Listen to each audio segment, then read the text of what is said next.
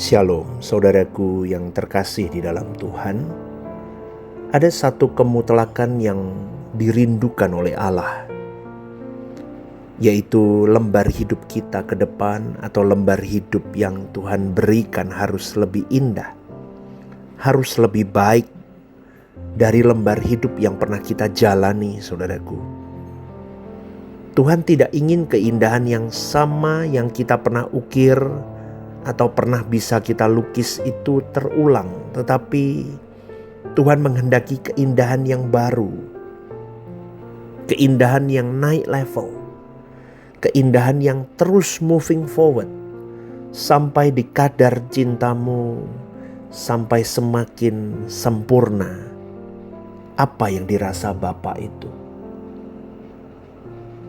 Sampai engkau bisa menyenangkan hati Tuhan sampai sempurna. Itu yang diinginkan oleh Tuhan, saudaraku. Seperti orang tua yang melihat anaknya tumbuh, orang tua senang. Tetapi orang tua tidak hanya menghendaki anak itu bertumbuh pada satu level, setuju ya? Dia harus mengalami proses pertumbuhan makin cerdas, makin dewasa, makin matang, makin kuat, makin berintegritas, makin punya tanggung jawab. Wah, itu pasti orang tua akan disenangkan dengan perubahan yang bertahap sampai anak ini menjadi seseorang yang bijaksana. Wah, luar biasa lah. Jadi itu yang dimau oleh Bapa kita di surga atas spiritualitas kita juga dan karakter kita. Itu yang bisa memuaskan hatinya. Kalau boleh digambarkan di dalam sebuah lukisan kita harus sampai jadi, saudaraku. Pertumbuhan itu seperti setiap goresan, setiap coretan lukisan yang dilukiskan.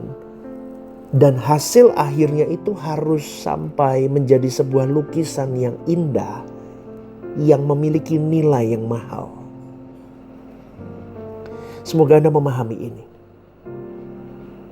Jadi kau dan saya harus terus bertumbuh sampai lukisan ini perfect. Tidak bercacat, tidak bercela, dan punya nilai tinggi. Berarti kau dan saya harus sampai memiliki pengalaman-pengalaman dengan Tuhan. Sampai kita tidak bercacat, tidak bercela, cerdas rohani kita. Dan kita bertindak di dalam setiap ketepatan-ketepatan yang menjadikan kita manusia yang utuh di hadapan Allah. Ini tidak mudah. Sering kita gagal atau kadang-kadang kita gagal, tetapi kita harus tahu di mana letak kegagalan kita itu. Dan kita tidak mengulanginya supaya lembar hidup yang baru yang Tuhan berikan tidak terwarnai atau tidak tergambar dengan langkah-langkah yang salah yang pernah kita lakukan. Nangkep ya saudaraku ya, kadang setiap goresan yang salah itu akan memperburuk lukisan hidup kita. Maka perbarui kehidupan kita ini terus-menerus sehingga dinamika hidup kita itu dipastikan harus indah di mata Allah. Itu cita-cita yang bagus loh saudaraku. Cita-cita yang boleh dikatakan aku mau sempurna di mata Bapa. Jadi meski hidup ini tidak mudah, tapi kita mau membangun lukisan yang indah itu harus selesai dengan sempurna. Maka mesti kita harus punya fokus terhadap hal ini dengan sungguh. Dan kita harus mengalami proses yang tidak boleh berhenti. Proses yang berkesinambungan berlanjut. Semakin hari kita hanya mengejar buah roh dalam hidup kita. Bertumbuh sampai di titik tertinggi. Makin suci, makin berkenan, makin cerdas, makin bijaksana. makin berintegritas di hadapan Allah. Coba kita jujur lihat hidup kita ya. Ada saat-saat di mana kita tidak mengalami perubahan dan kita tidak aware, kita tidak waspada. Keadaan di mana kita seringkali puas dengan apa yang sudah kita capai dan tidak ada perubahan. Pasif hidup kita. Udah gini udah cukup deh. Bahaya loh, apalagi yang ambil bagian pelayanan itu seringkali begitu, pasif. Udah cukup, merasa sudah cukup.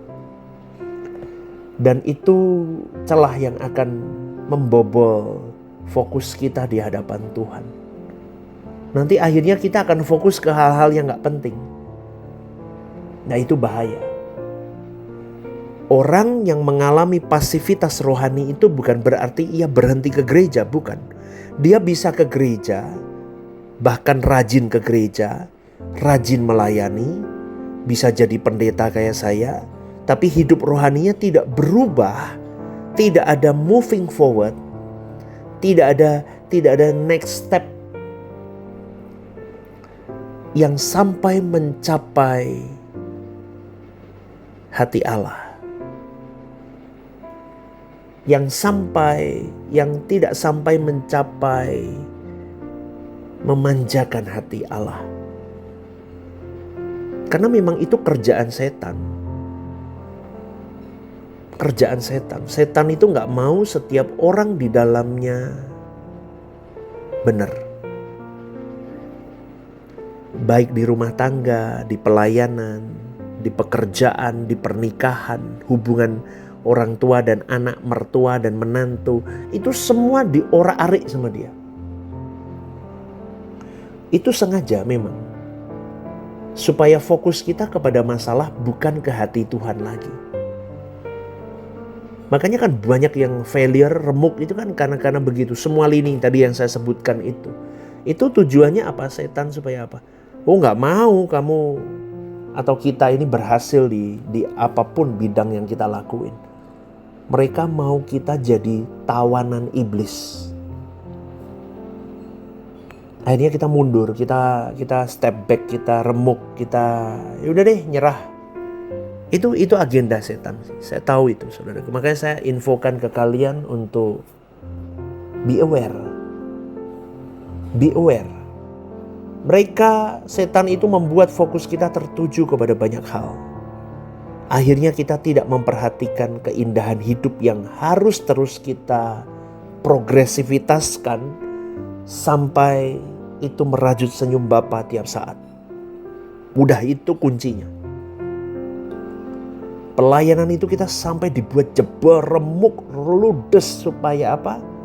Satu hal, supaya kita berhenti moving forward. Hati-hati. Bagi kita yang masih ke gereja, yang masih aktif dalam pelayanan, yang masih jadi apapun siapapun, pendeta kayak saya, yang masih jadi full timer gereja, yang masih jadi ketua-ketua divisi, yang masih jadi anggota-anggota aktivis ya, kalimatnya begitu. Atau mungkin kalau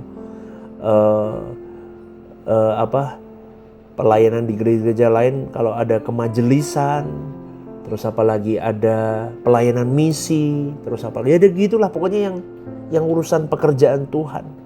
Hati-hati, hati-hati. Hati-hati, jaga hati, jaga pikiran. Hati-hati.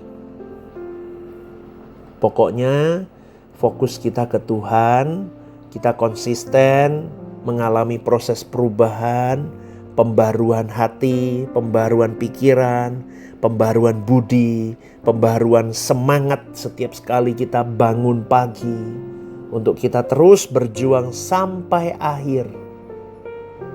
Dalam 2 Korintus yang keempat dikatakan, Paulus mengatakan bahwa manusia batiniahnya dibarui dari hari ke hari. Amin, saudaraku. Umur kita bertambah. beberapa skill kita pun juga bertambah. Mungkin mental juga berubah lebih baik karena lingkungan mencetak mental kita jadi lebih strong. Tapi manusia batiniah itu tidak bisa sembarangan. Itu dibutuhkan sebuah relasi yang kuat dengan Tuhan. Itu gak bisa dibentuk oleh apapun dan siapapun selain hubungan kita dengan Tuhan itu sendiri, saudaraku. Manusia batiniah kita. Long journey with God itu yang akan membentuk manusia batiniah seseorang. Jadi berjuanglah, saudaraku. Berjuanglah. Apalagi pendeta kayak saya ini harus berjuang sungguh. Apalagi para pelayan-pelayan Tuhan berjuang sungguh. Mental kita harus mental Kristus, bukan mental pecundang. Mau tidak mau, kita harus terus tidak boleh tertipu oleh tipu daya iblis. Maka jangan puas dengan satu level kerohanian yang kita capai hari ini. Kita harus benar-benar moving forward. Tapi pastor, kecil langkahku, maju. Tidak apa-apa, daripada stuck lebih baik maju tapi kecil langkahnya. Maka jangan sampai kita diparkir dan kita tidak mengalami perubahan, atau kita ada di landasan pacu tetapi kita tidak pernah bisa terbang, dan akhirnya kita tidak mengalami proses perubahan. Artinya moving forward hanya wacana dan tidak pernah terjadi. Tuhan mau kita mengalami perubahan. Dan syarat yang harus kita alami adalah mau tidak mau kita harus disengat oleh kehadiran Tuhan dulu. Kehadiran Tuhan dapat kita peroleh ketika kita berdoa. Kita duduk dekat kaki Tuhan menunggu suara Tuhan. Melalui firman yang kedua. Melalui firman itu, firman Tuhan bisa berkata-kata melalui firman-Nya. Tuhan akan menyengat dengan firman-Nya. Maka berikan hatimu, berikan perhatianmu kepada firman Tuhan. Kepada hati Tuhan. Berdoalah dengan kerinduan. Berdoalah dengan kehausan akan Allah. Itu yang akan membuat seseorang mengalami the long journey with God. Indah loh saudaraku, long journey with God. Perjalanan bersama dengan Tuhan, perjalanan panjang bersama dengan Tuhan.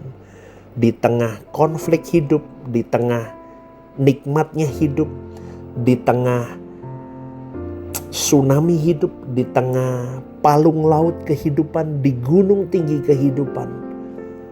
Kita bisa menikmati long journey with God. Tapi satu hal, sengatan Tuhan harus kita kenakan dulu.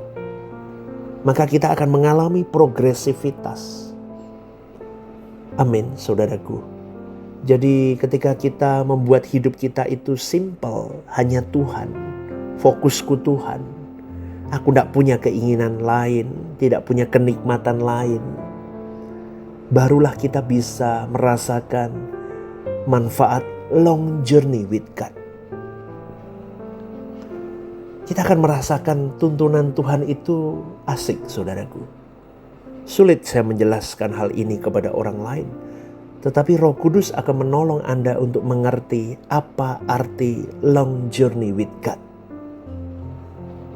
Hidup kita sederhana, tapi indah. Kita belum tentu punya apa-apa, tapi kita punya siapa? Ya Tuhan itu. Indah. Kita mungkin punya sebanyak segudang masalah, tapi bukan apa-apa. Karena aku punya tangan Tuhan yang siap menopang berjalan bersama denganku. Itu long journey with God. Masalahku belum selesai, tapi aku punya sukacita kebahagiaan karena aku berjalan dengan Tuhan. kebahagiaan kita bukan masalah itu selesai. Karena kebahagiaan kita hanya pada Tuhan. Ingat, tidak ada hal yang lebih indah kecuali kita menyenangkan Tuhan. Dari menit ke menit, dari jam ke jam, makin dikuduskan, makin sempurna, dan makin merajut senyum Bapa. Maka mulailah long journey with God mulai hari ini. Amin saudaraku, berpetualanglah dengan Dia. Maka aku akan merasakan apa yang saya rasakan. Tuhan itu hidup. Tuhan itu sayang sama kita. Dan Tuhan itu segalanya dalam hidup kita. Selamat pagi saudaraku. Kiranya renungan ini jadi berkat untuk kita semua. GSK Rehoboth Semarang, One Vision, One Heart for Harvesting. Tuhan memberkati.